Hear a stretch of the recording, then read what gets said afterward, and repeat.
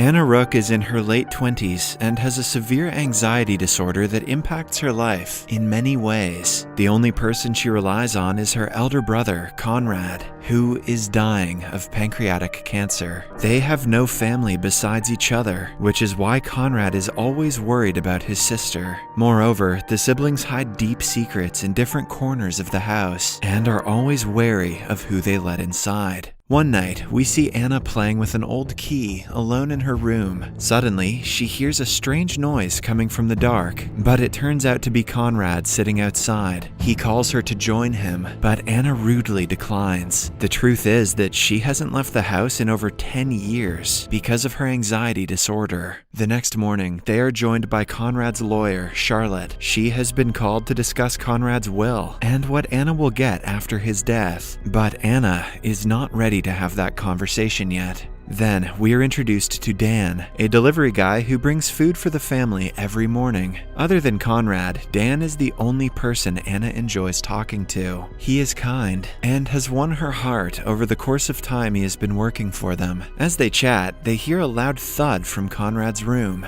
Anna rushes to her brother and puts him back on the bed. They spend the entire day together, talking about different things. Conrad brings up the topic of their father and asks Anna to forgive him, but it only makes her angry. A few hours later, Anna is woken up by her care alarm ringing. She runs to Conrad's room and finds him dead. Despite knowing that this was bound to happen, nothing in the world could have prepared Anna for her brother's death. After the paramedics take his body away, she cleans up the entire house and gets rid of all of his medicine. When Anna is at her lowest, Dan comes to her aid and lends her a shoulder to cry on. He suggests she sell the house and move somewhere else, but Anna is too connected to the house to leave it. As they chat, Dan reveals that he wants to get out of this town, but isn't financially able to do so. Anna abruptly leaves and returns a few minutes later with a bag full of money. She wants him to take it and make a better life for himself. Dan, however, refuses to accept it, even though Anna insists that she has more money than she needs.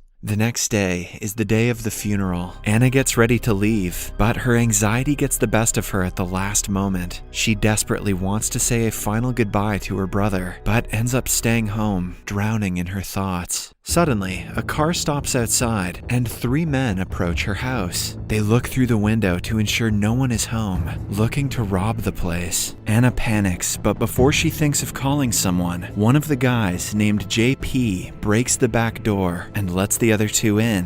JP seems to be the leader, while his brother Vance and friend Perry are his accomplices. The robbers are under the impression that Anna is at the funeral, but the kettle makes a noise and makes her presence evident. She quickly runs upstairs while the guys start looking for her all around the house. Perry finds her hiding in the bathroom, making her run downstairs. Before he catches up to her, Anna gets to the front door. She can easily run outside and save her life, but she freezes because of her anxiety. JP carefully closes the door and asks her why she didn't escape. She also had a chance to call the police when she was hiding upstairs, but she didn't. The truth is, it's because she's dumb. The guys think it is strange, but all they care about is the money she is hiding somewhere in the house. JP and his brother Vance continue looking for the money, while Perry keeps an eye on Anna. She tells him about her anxiety and how she hasn't stepped out of the house for over a decade. Perry is fascinated by her and wants to check if she is telling the truth for his own entertainment. He forcefully pulls her outside, causing her to pass out. When JP picks her up to help her, Anna wets herself. Vance is asked to take her to her room and get her cleaned, as the other 2 search for the bag of money. They ultimately find a basement with 2 doors without handles. The doors surely lead somewhere, but are impossible to open.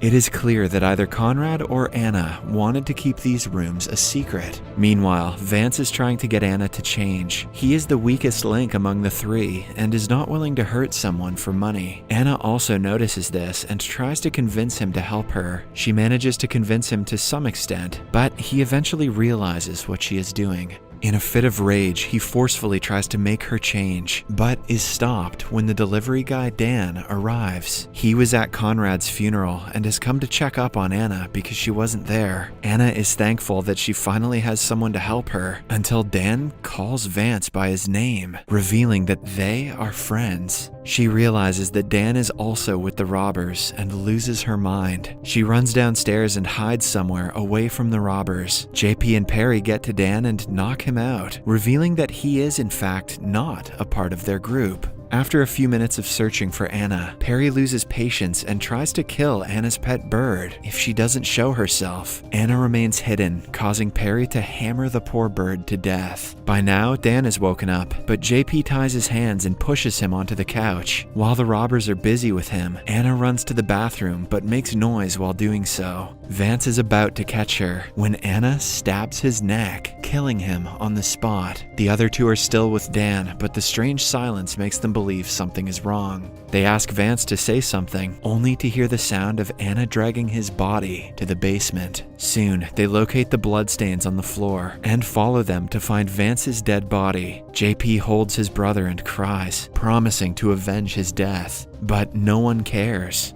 The mission turns into much more than just a robbery for the surviving duo. Just then, Perry notices Anna behind a door, but she locks it before he gets in. After that, she runs into her room and brings out the key she was playing with at the beginning of the film. The key is then used to open a console that consists of a lever. Upon pulling it, the stairs to the basement retract, trapping Perry and JP inside. Anna checks on them to make sure that they cannot get outside. Some time passes, and the robbers try to break the doors in the basement to get out, but it has been made to withstand any force. Outside, Dan reveals that he is friends with Vance and had told him about the money yesterday. He feels awful for doing so because he didn't know it would lead robbers into her house. Anna still refuses to untie his hands and asks him about Conrad's funeral. He tells her how it went and inquires about what Conrad would have done in a situation like this. Anna thinks about it for a while before breaking his finger and bringing him to the basement door. Since the stairs are missing, he is standing at the edge of the wall. Anna asks him to prove his innocence by jumping into the basement, and when he refuses, she pushes him herself.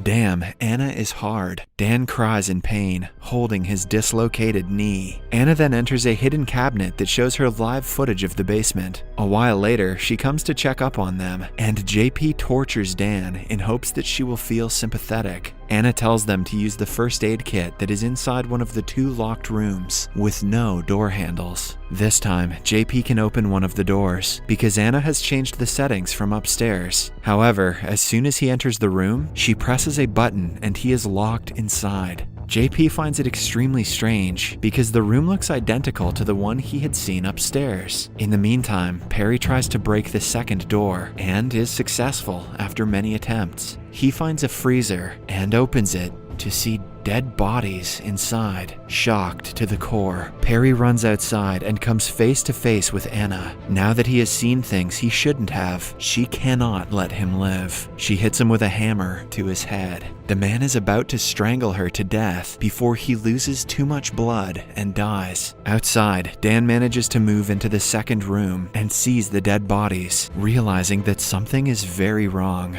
At the same time, Charlotte comes to check up on Anna because she hasn't been picking up her calls. Anna pretends like everything is fine and makes up an excuse for the noise coming from the basement. Charlotte doesn't think much of it and leaves after making sure Anna is okay. After her departure, Anna goes to the basement and finds Dan by the freezer. She puts him inside a cupboard, which leads him into the room where JP is locked. The room has a one-way mirror that she uses to keep an eye on them. JP figures this out and tries to break it, but Anna informs him that the glass is bulletproof. She then makes him wear a shirt out of a cupboard. It turns out that Conrad and Anna used to drug men and lock them inside this room. Then, Conrad joined the victims through the cupboard and tortured them while Anna watched through the mirror. JP wants to know the reason they replicated the room and whose shirt he is wearing. It is then revealed that Anna's father used to assault her even when she was a child. Then, one day, Conrad strangled their father to death and became her hero.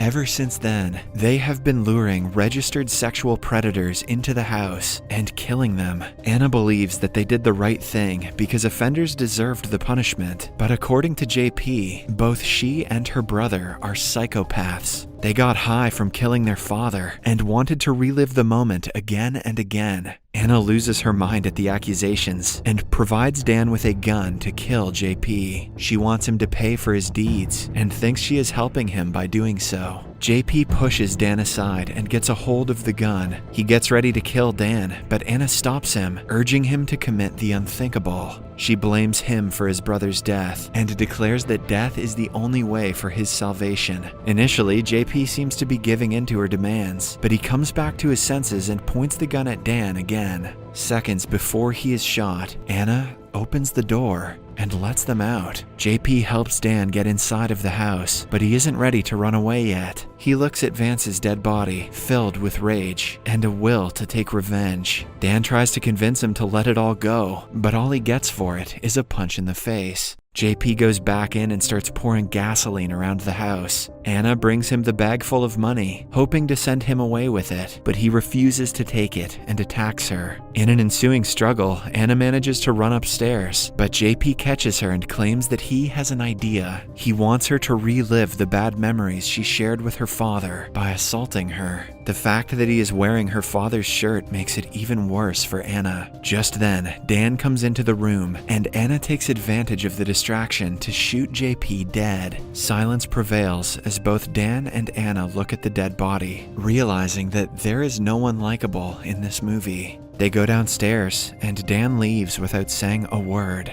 Anna stays in the living room for about an hour before she finally decides to step out of the house. At last, she has left her fear of detachment behind and can exist outside of the house without hyperventilating. Oh goody, now she can be a serial killer for real. In the final scene, she lights the house on fire and walks away. Subscribe for more videos like this, turn on notifications, and leave a like to help the channel out. Thank you for watching.